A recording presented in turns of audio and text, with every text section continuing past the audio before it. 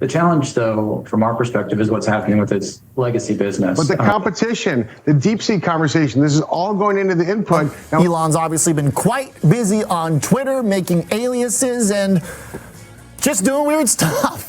When you think about this stock, I mean, it really could round trip the entire move back to November 6th because the fundamentals of the car business are not particularly good and they're only getting worse. Now, it's basically Elon is losing all credibility when it comes to self-driving. He's literally been saying that's going to happen by the end of the year for the last 6-7 years or so now. All that and more. So let's get to it. Tesla stock is up in the pre-market over 2%. What? I just got through watching a bunch of negative news reels from various media outlets. I swear, TSLA is more unpredictable than a Jamie Foxx album. Shares of Tesla, they are sliding today. They are now down over 19% year to date. Let's start right there with the action we've seen in the stock. Down almost 20% now year to date. What explains that slide, Colin? There was a big rally in shares after the election, and there was a bit of a disconnect in our view between what's happening fundamentally and what was happening from a sentiment perspective. Certainly, the company has done a nice job of pivoting from just being a durable goods manufacturer and a vehicle manufacturer into physical AI. And that's something that we see as having long-term growth trends. The challenge, though, from our perspective, is what's happening with its legacy business. And we've seen cost reduction happen before in other industries like solar, LEDs, and batteries. And we're cautious on what's happening for the EV makers in China from a margin perspective. And so this morning, we're trimming numbers a little bit here on price pressure in China, as well as some potential backlash around some of Elon's extracurricular activities outside of Tesla.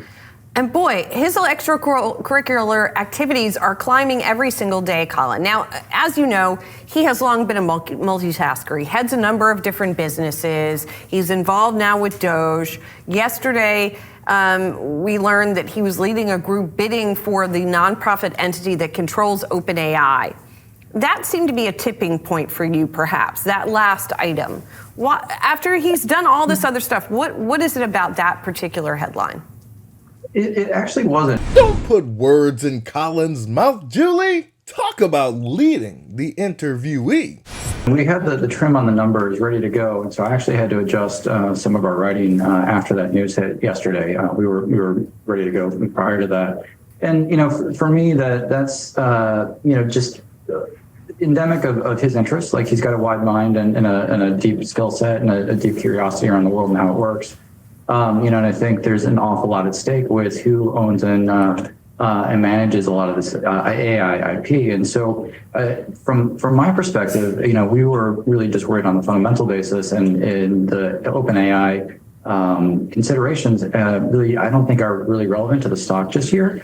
I think the bigger news today was more about BYD, a Chinese automaker, introducing some of its own self-driving technology. And that's something that Tesla has not gotten approved for in China at this point.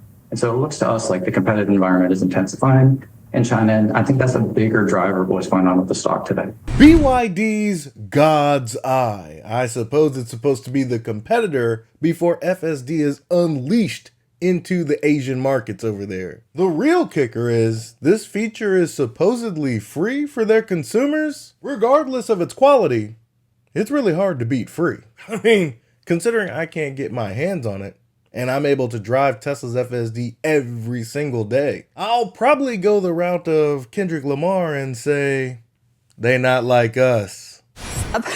You can come at this. Let's stay for now on Tesla and kind of the ramifications of everything that's going on with the auto fight and with Elon Musk's kind of attention elsewhere. What would you say to investors?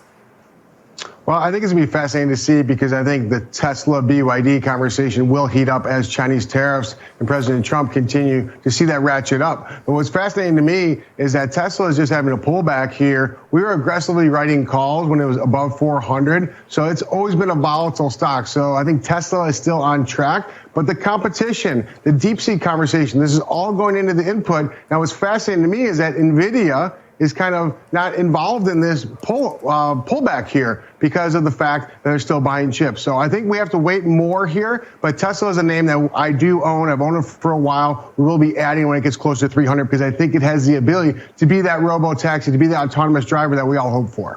If Tesla gets close to 300, I'm a firm believer that Tesla will and forever be a $1 trillion market cap company. Should those levels get strongly tested, your boy is prepared to make some exceptional leaps that extend out to 2027. TSLA is one volatile roller coaster and one hell of a ride, as long as you have the stomach for it. Trust me, it's not for everyone. To those gambling on margin, yeah, you're gonna learn your lesson quick, fast, and in a hurry, not to with TSLA like that. The stock could fall 6% one day and on the very next day go up 12%. You have no idea what this stock is going to do. Me?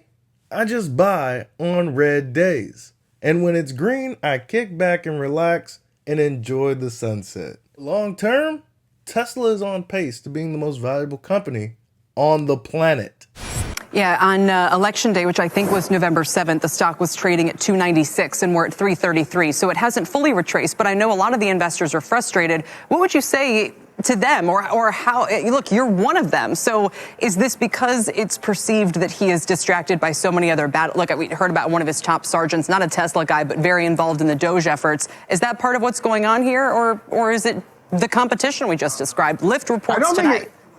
My view, my perspective is it's not the distraction. He's able to run all these companies. He has for quite some time. But I think this has been Tesla's story. You have to stomach the volatility, but we still have to wait and see on how all the competition comes out. Certainly the Sam Altman conversation, you're seeing Tesla down another 5% today. So there's an emotional component into the stock. We saw it went down under 150 just 2 years ago when he was getting really involved in buying Twitter and getting that involved in the political scene. So I think Tesla has that emotion, but I want to be an owner here. I think he continues to bring solutions to the marketplace. However, it's going to be fascinating to see how that competition really helps accelerate potentially his delivery in the robo-taxi. Let's go through some charts here. Firstly, Tesla. Today was nasty. And we've seen the relative strength, the momentum, the RSI rather, from overbought to oversold. That's a big move in Tesla. Elon's obviously been quite busy on Twitter, making aliases and just doing weird stuff.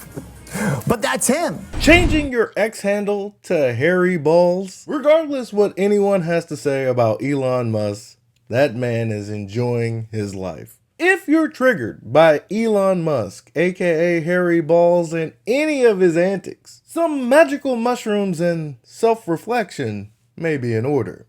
And all of that eccentricism is what brought the stock to where it is. So I don't think that's why it's unwinding. I think it's unwinding because the valuation was building in a political premium that is shared across other asset classes as well. We start off with Tesla in turmoil. The EV stock plunging more than 6% today, hitting its lowest level since mid-November and locking in a 5-day losing streak. The stock has lost a third of its value since setting a record in December, retracing more than half its post-election rally. The latest round of losses coming amid a slew of potential distractions for CEO Elon Musk, heading up Doge. Here he is, in fact, today in the Oval Office with the president as well as his son. Then there's his $97 billion bid for control of OpenAI. And, of course, his nonstop posting on X. On top of that, there's concern over the slowdown in Tesla's core business. The company seeing sales in France, Germany, and China plummet to start the year.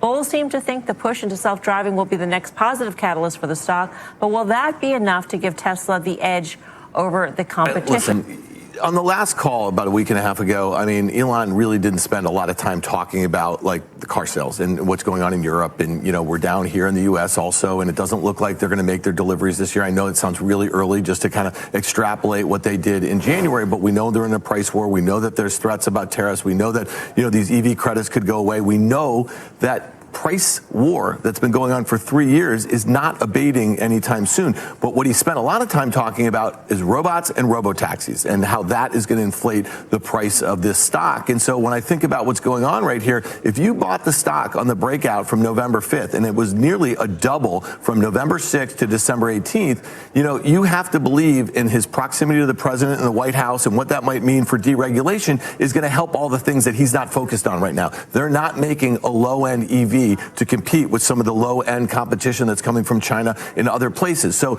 at the end of the day, if the promise was that we're going to get to full self-driving, then we're going to get to robo-taxis, it's going to happen sooner than you think. And oh, by the way, this Optimus thing is going to be really helpful in making all this stuff, and you can buy one too, and you can have it in your house. That's not happening anytime soon. So when you think about this stock, I mean, it really could round trip the entire move back to November 6th because the fundamentals of the car business are not particularly good, and they're only getting worse right now. One can dream that it can round trip back to before the election, can't he? If you're purely looking at automotive fundamentals, the stock will go back down to 200. Lo and behold, Tesla is not just an automotive company.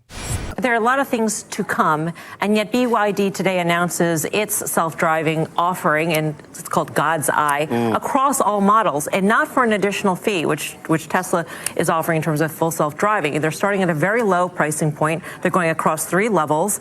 And this could actually force, the rethink in terms of these services. Are we going to charge for them or not? And there might be pressure to not charge for them.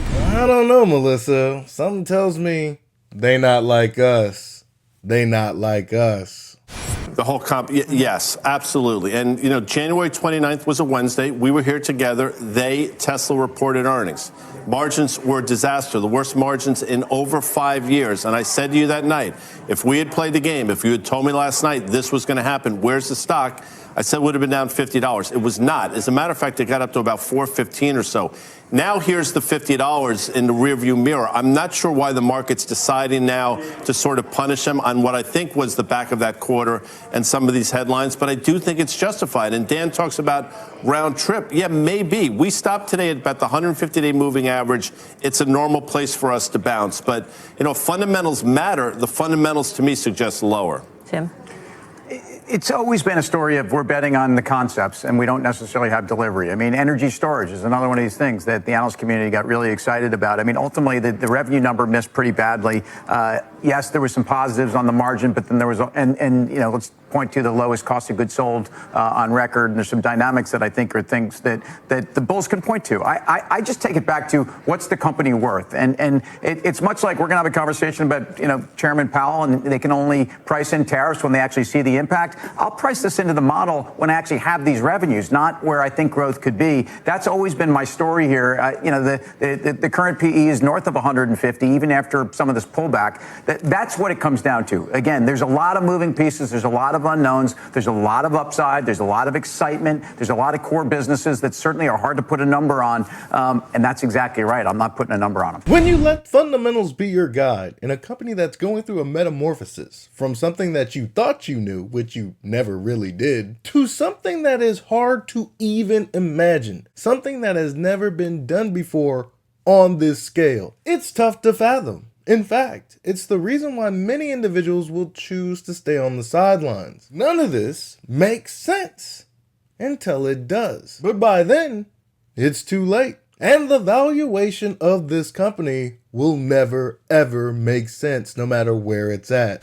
Today, the action was not very good, Katie, on very heavy volume. It finished at its lows. Yeah, so it took out some support around 350. It does follow a major breakout, though. That was a big resistance level for it to get through post-election. So we think this is a counter-trend move and ultimately something that will yield a buying opportunity. Believe it or not, because it ran up so quickly, though, it is not oversold yet from an intermediate-term perspective. We have no counter-trend buy signals, so we think it'll take some time to get there.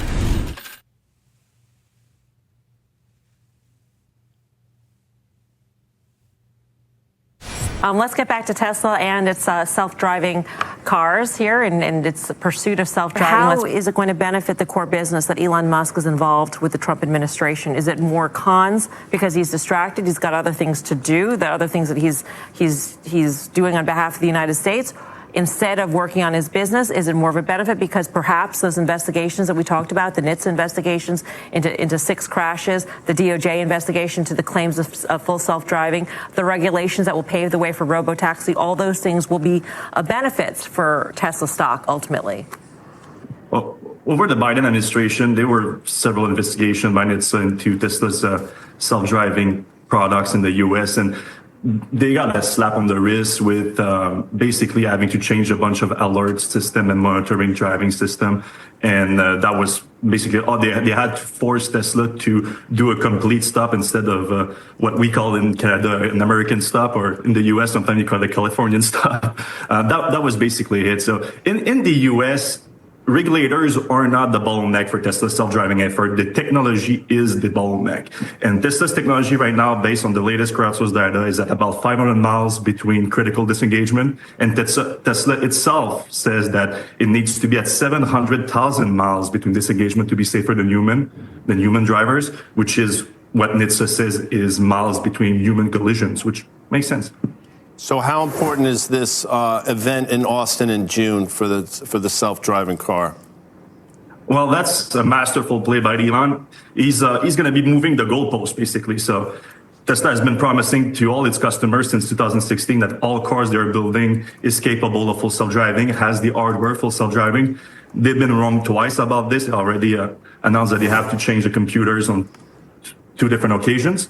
So what they're going to do right now is basically Elon is losing all credibility when it comes to self-driving. He's literally been saying that it's going to happen by the end of the year for the last 6-7 years or so now. So what he's going to do in June instead is he's going to launch Waymo. He's going to launch a service that's geofence, that is teleoperated or teleoperation supported remotely. It's going to be most likely than not mapped, though that's not entirely sure. And it's going to be an internal fleet rather than the customer vehicles that he's been talking about for years. So basically, he's going to announce that Tesla has achieved unsupervised self-driving, but it's going to be a service that Waymo has launched for years ago, including now in Austin already. So. Oh, Fred Lambert, ever the pessimist. No, he's not totally wrong there. But what he doesn't understand is where Tesla starts won't be the plateau. It's going to continue to evolve and grow. Everyone knows that Elon Musk is the boy that called wolf when it comes to FSD. No one is paying attention to the wolf right on the edge of town. But when it's at your doorstep, something that Waymo probably will never do, I wonder what the haters and skeptics are gonna say then. In conclusion, Tesla stock, that's something entirely different than Tesla the company.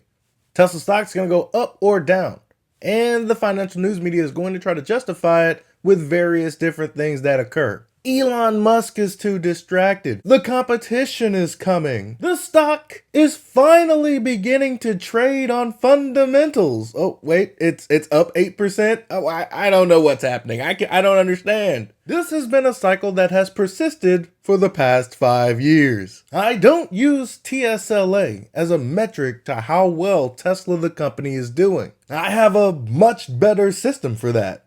I have the vehicles. I have the solar panels. I have the power walls. I use Tesla Electric as my energy provider. Tesla insurance has not only been cheap, but absolutely wonderful when I have had to file claims. Your boy doesn't drive anymore. I just don't do it because I can press a button and have the vehicle chauffeur me all over the great city of Houston. Not just downtown. Oh no.